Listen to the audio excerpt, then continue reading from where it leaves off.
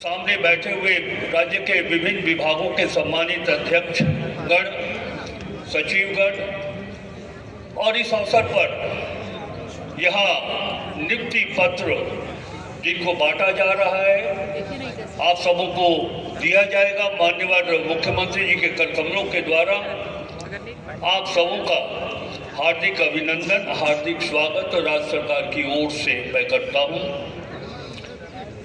बहुत ही खुशी का पल है ये। आप यूं समझ सकते हैं कि एक पुत्र को आगे बढ़ते हुए जो खुशी उस परिवार के मुखिया को होती है, आज वही खुशी माननीय हेमंत सोरेन जी को, आपको समाज में स्वावलंबी बनता हुआ देखने पर हो रहा है। हम सभी काफी हर्षित हैं। इस अवसर पर मैं अपनी ओर से ये जरूर कहना चाहूँगा कि अपने राज्य के सभी क्षेत्र में रहने वाले, चाहे वो किसान हो, मजदूर हो या फिर पढ़े लिखे नौजवान हो, युवतियाँ हों, रोजगार का अवसर उपलब्ध कराना ये हमारी सरकार की जिम्मेवारी है। ये जिम्मेवारी संवैधानिक है, कॉन्स्टिट्यूशनल प्रोविजन है। रोजगार उपलब्ध कराना मात्र एक सहायता नहीं है।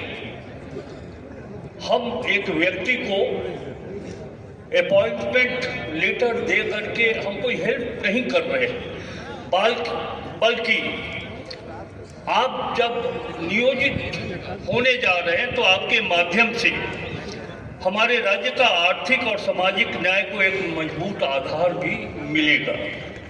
भारतीय संविधान भी सभी को जीविकोपार्जन का अधिकार देता है और आपके इस संवैधानिक अधिकार को सुनिश्चित करने के लिए सरकार रोजगार के अवसर पैदा करने के लिए बाध्य है।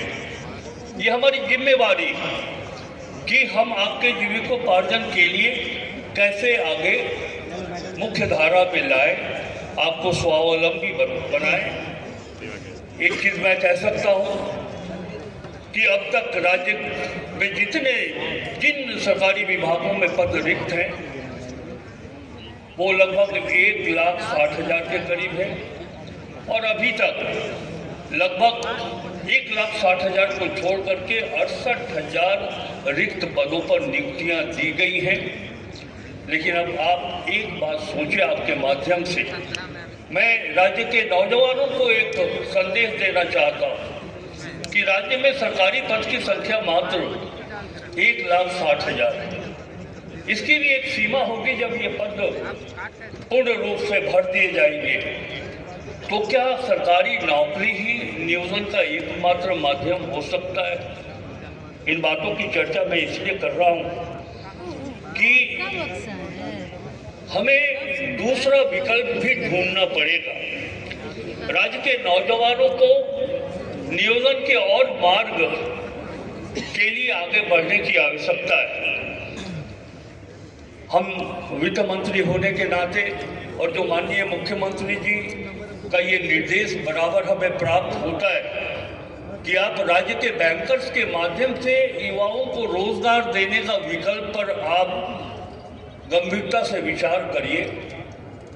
माननीय मुख्यमंत्री जी की ओर से हम आपको बताना चाहेंगे कि इस राज्य में सूक्ष्म लघु मध्यम उद्यम अंतर्गत 6,06,018 लोगों को 46,027 करोड़ रुपए का ऋण दिया गया है। एमएसएमई के अंतर्गत लगभग 14 लाख से अधिक उद्योग स्थापित हुए हैं, जिसमें 50 लाख से अधिक स्थानीय लोगों को रोजगार प्राप्त हुआ है। माननीय मुख्यमंत्री जी की सोच है कि सरकारी नौकरियां तो सीमित हैं।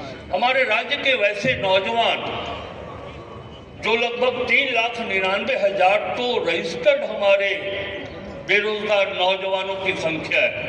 इसके अतिरिक्त ये तो रजिस्टर्ड है, शहर और गांव में लाखों की संख्या में नौजवान हैं जिसको रोजगार चाहिए। तभी मुख्यमंत्री जी ये चाहते हैं और बड़े ही मन से, बड़े ही हृदय से इस बात को वो पूरा करना चाहते हैं कि आप दूसरा विकल्प भी चुने और दुग्ध उत्पादन के क्षेत्र में मत्स्य उत्पादन के क्षेत्र में, सब्जी उत्पादन के क्षेत्र में हमारे युवा पीढ़ी एक आदर्श के रूप में इन विकल्पों को चुने और जीविकोपार्जन के लिए आप आगे बढ़ें।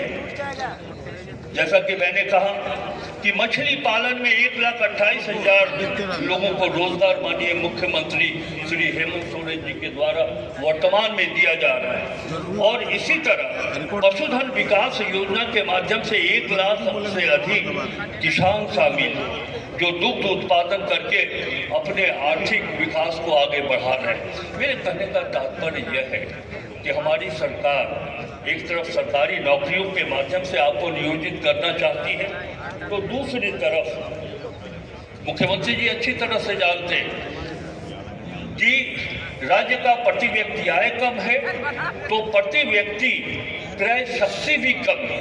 गांव में जो प्रति व्यक्ति